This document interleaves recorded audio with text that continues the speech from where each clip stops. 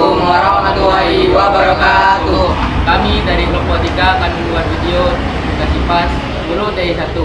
Sini saya akan mengenalkan diri, yaitu saya Muhammad Ishak, saya Ainur Rafiq, Saya Zawad Afnan. Saya Marifki Moran Abbas. saya Muhammad Alvino. Selamat menonton video ini. Tonton sampai habis ya. Interaksi asosiatif adalah bentuk interaksi sosial yang mengarah pada persatuan dan kerjasama. Salah satu bentuknya adalah kerjasama. Menurutku poin ini lebih baik kita letakkan di bagian pendahuluan. Aku setuju, Alan. Bagaimana kita tambahkan kasus relevan? Ini bagus. Aku akan mencari beberapa referensi yang bisa kita lakukan. Dalam adegan ini, kita melihat Alan, Alvin, dan Afnan bekerja sama untuk menyelesaikan tugas kelompok. Mereka saling bertukar pikiran dan berkontribusi untuk mencapai tujuan bersama. Inilah contoh konkret dari interaksi asosiatif dalam bentuk kerjasama. Bentuk interaksi asosiatif lainnya adalah akomodasi, yaitu usaha-usaha untuk meredakan ketegangan atau pertentangan. Suka kita pergi mendaki gunung, pendampingannya pasti enggak.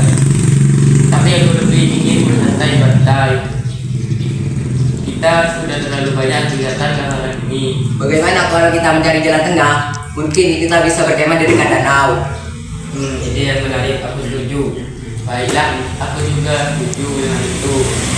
Di sini, kita melihat adanya perbedaan pendapat antara Rafiq dan Ishak. Namun, dengan adanya usaha akomodasi dari Alan, mereka berhasil menemukan solusi yang dapat diterima oleh kedua belah pihak. Ini menunjukkan bagaimana akomodasi berperan dalam menjaga keharmonisan. Sekarang, mari kita lihat contoh interaksi disosiatif, yaitu bentuk interaksi sosial yang mengarah pada perpecahan atau konflik. Salah satunya adalah persaingan.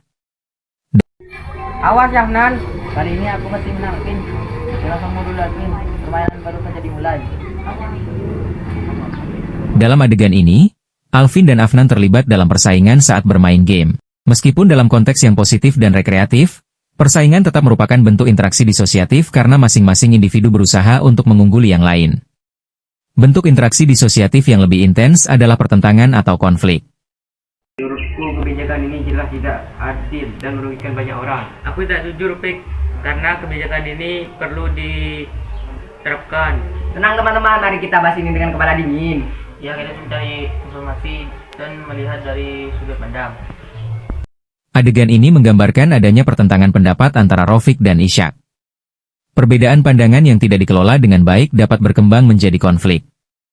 Upaya Alan dan Afnan untuk menenangkan situasi menunjukkan pentingnya penyelesaian konflik secara konstruktif. Dari berbagai contoh yang telah diperagakan oleh Alan, Alvin, Afnan, Rafiq, dan Ishak, kita dapat melihat bahwa interaksi sosial memiliki dua sisi, yaitu asosiatif yang mengarah pada persatuan dan disosiatif yang berpotensi menimbulkan perpecahan.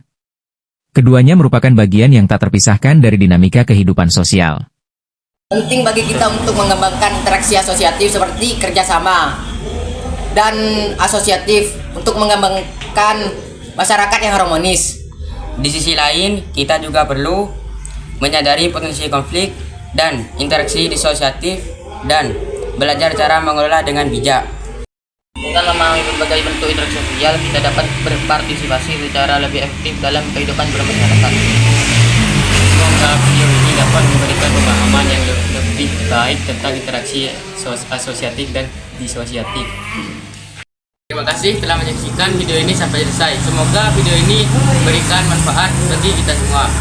Demikianlah presentasi tugas video kami tentang interaksi asosiatif dan disosiatif. Semoga bermanfaat.